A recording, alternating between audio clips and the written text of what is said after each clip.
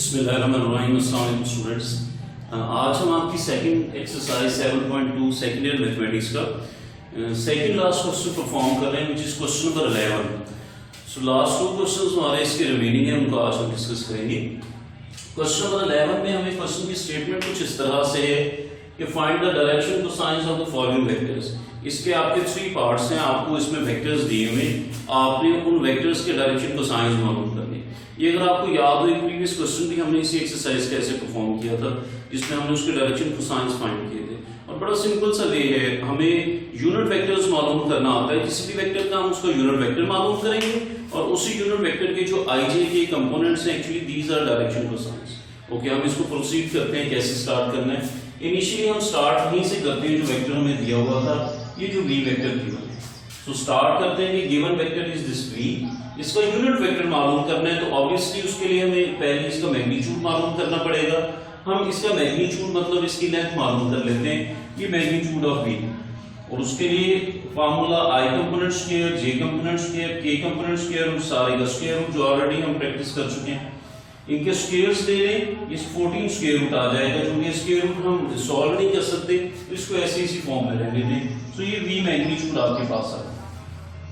उसके बाद unit vector के लिए फार्मूला हमारे पास है, हम लेट सपोज कर लेते हैं कि unit vector of v is v hat। So v hat can be written as vector over its magnitude. So vector v over magnitude of v की वैल्यू ये हमारे पास गिवन है 3i - j + 2k और magnitude अभी हमने निकाला square root of 14, तो ये स्क्वायर रूट ऑफ 14। इसको हम सेपरेट कर देते हैं कंपोनेंट वाइज। हम i कंपोनेंट को अलग कर लेते हैं, 3 over square root of 14i minus यहाँ पे 1 है, 1 over square root of 14j and this is 2 over square root of 14k।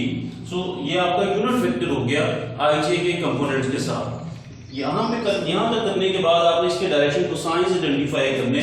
So direction cosines आ, जो एक डायरेक्शन कोसाइन आपका जो i कंपोनेंट का कोएफिशिएंट है 3 ओवर स्क्वायर रूट ऑफ 14, दूसरा आपका -8, इसके इन्वॉल्व करेंगे -1 over square root of 14 and third one is 2 over square root of 14। So these 3 are direction cosines. इनको i j k के बगैर आप लिखेंगे और बीच में कॉमास इंसर्ट करेंगे। सो आपने मैग्नीट्यूड लेना है, यूनिट वेक्टर मालूम करना है और उस यूनिट वेक्टर में i j के जो कंपोनेंट्स हैं हमारे पास डायरेक्शन कोसाइंस। ओके, इसी तरह इसके नेक्स्ट 2 पार्ट्स हैं। थर्ड पार्ट में उसने वेक्टर नहीं दिया हुआ, आपको p और q 2 पॉइंट में भी दे दिए हो। आपने उस p q पॉइंट से पहले p q वेक्टर मालूम करने और उसके लिए आप प्रीवियस क्वेश्चंस में हम देख चुके, अगर p q पॉइंट्स दिए हुए हो तो आप q के पॉइंट्स में से, q के कोऑर्डिनेट्स में से p के कोऑर्डिनेट्स माइनस कर लेते हैं, तो ये वेक्टर आ जाएगा यहाँ पे। फिर बाकी सारा काम आपने ऐसे ही परफॉर्म करना है। नेक्स्ट सेकंड क्वेश्चन नंबर 12, इसमें वो कह रहे हैं कि which of the following triples can be direction angles of the single vectors.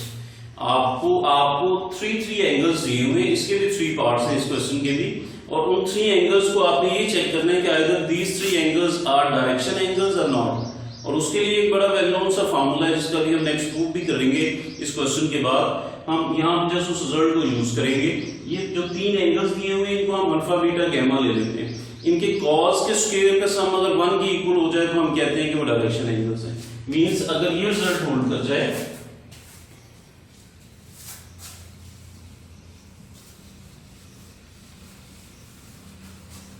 अगर आपका ये रिजल्ट होल्ड कर जाए, cos square alpha plus cos square beta plus cos square gamma, this is equal to 1, then these 3 angles alpha beta and gamma are called direction angles. Okay, check करते हैं। मैं second part इसका attempt कर रहा हूं, तीनों parts मिलते जुलते हैं। 3 एंगल्स हमें गिवन थे, एक को हमने अल्फा ले लिया, एक को बीटा और एक को गैमा। हमें मालूम क्या करना है, we have to find cos square alpha plus cos square beta plus cos square gamma. हम यहाँ पे अल्फा बीटा गैमा की जगह पे ये तीनों एंगल्स पुट कर देते हैं। cos 30 की वैल्यू आप जो है लॉग टेबल से या जहां से भी आपके पास जो टेबल अवेलेबल है वहां से आप लिख दें, लेकिन cos 30 और उसका स्क्वायर था तो सारी वैल्यू का स्क्वायर, cos 45 की वैल्यू और उस सारे का स्क्वायर, cos 60 की वैल्यू और उसका स्क्वायर। स्क्वायर्स ले लें, इनको सम कर लें, ये हमारे पास आ जाता है 6/4। 2 से डिवाइड करें तो ये 3/2। क्या ये 1 की इक्वल है? No, this is not equal to 1। अगर ये 1 की इक्वल आ जाती कैलकुलेशंस, तो हम कहते हैं कि ये 3 एंगल्स हैं वो डायरेक्शन एंगल्स हैं। चूंकि अब ये 1 के इक्वल नहीं आया, अदर देन 1 कोई नंबर हमारे पास आ रहा है, इसलिए हम लिख देंगे कि गिवन ट्रिपल्स जो हैं वो डायरेक्शन एंगल्स नहीं है, given triples are not direction angles. So बड़े सिंपल से क्वेश्चंस, आपने यहाँ पे कॉज में तीनों एंगल्स की वैल्यूज पुट करनी है। सिंपल कैलकुलेशंस के बाद अगर वो 1 आ जाए, if this result is equal to 1 then the alpha beta gamma are the direction angles, but if it is not equal to 1 other than 1 कोई आंसर आपके पास आता है, फिर हमारे पास वो डायरेक्शन एंगल्स नहीं होंगे। अब हम इस जो आपका ये रिजल्ट है इसको प्रूव भी कर लेते हैं। इसका प्रूफ अभी हम देखते हैं।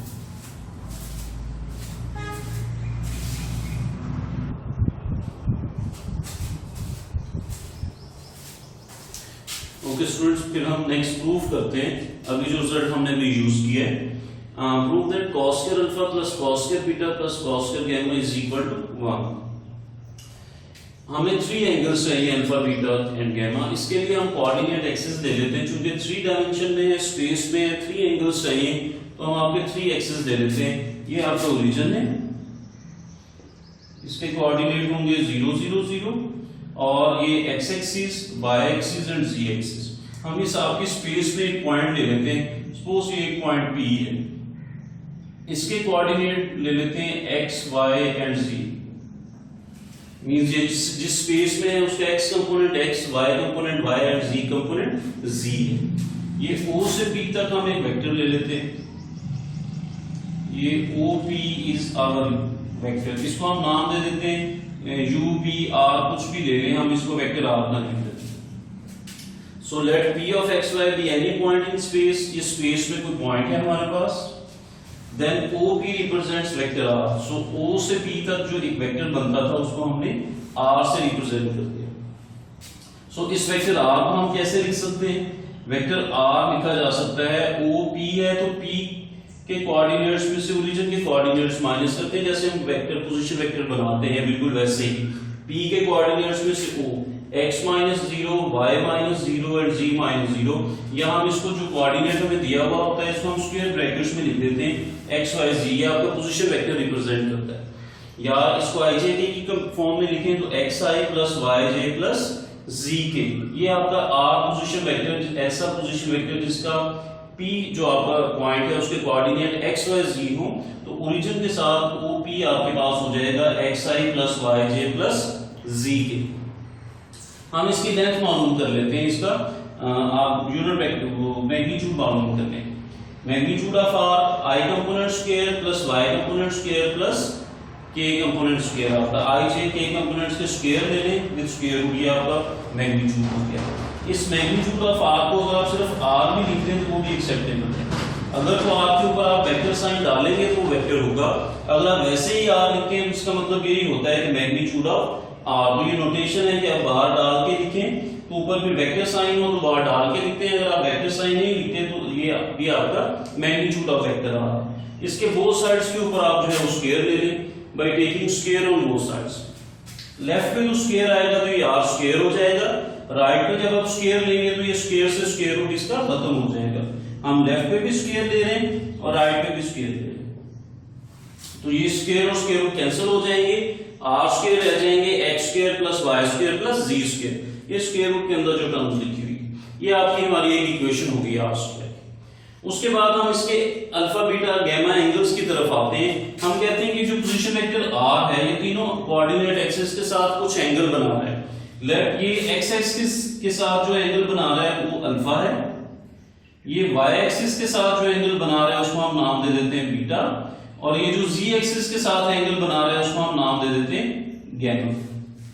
यही बात हमने लिखी, let alpha beta gamma be angles made by unit vector r, sorry vector r with coordinate axis. जो आपके 3 कोऑर्डिनेट एक्सिस थे x y और z, उनके साथ r जो वेक्टर्स बना रहा था उसको हमने नेम दे दिया अल्फा बीटा एंड गामा, ये रिस्पेक्टिवली हैं।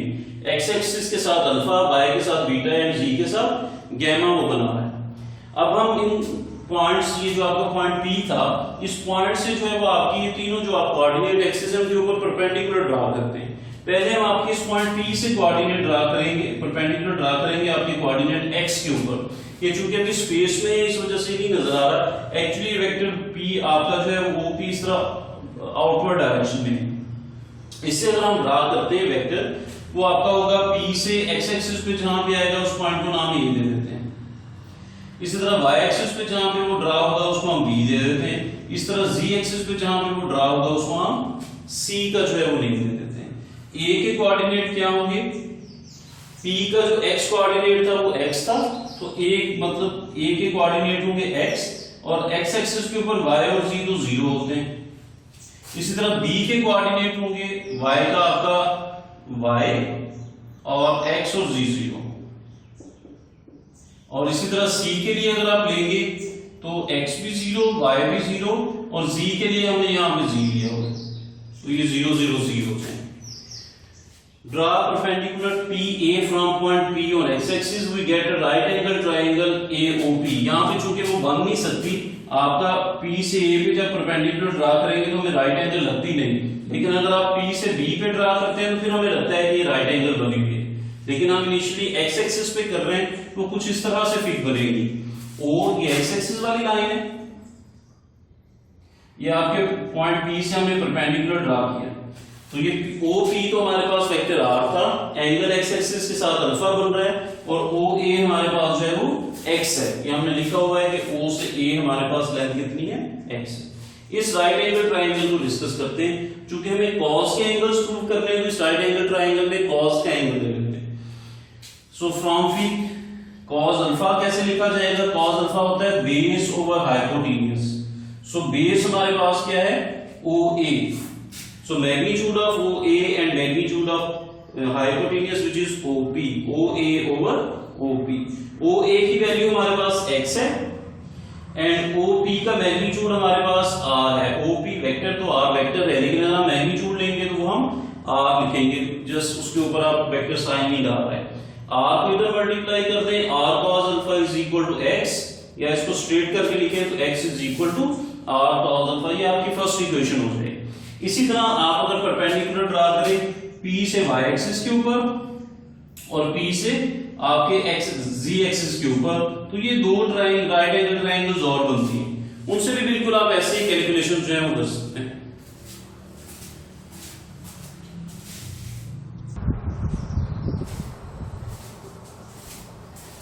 ओके, नेक्स्ट हम कैलकुलेशंस यहां पे परफॉर्म कर देते हैं।